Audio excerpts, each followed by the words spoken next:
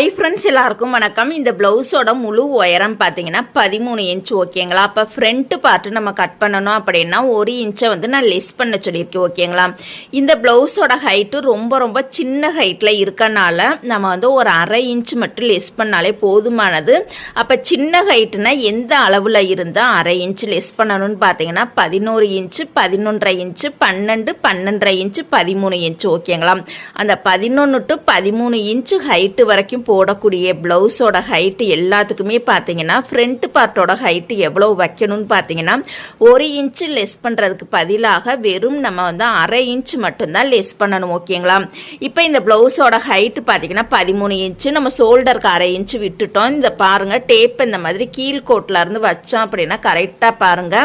நான் 1/2 இன்ச் மட்டும் லெஸ் பண்ணி 12.5 இன்ச் ஹைட்ல ஃப்ரண்ட் பார்ட்டோட அளவு நான் கட் பண்ணியிருக்கேன். ஓகேங்களா? வீடியோ பிடிச்சா லைக் பண்ணுங்க.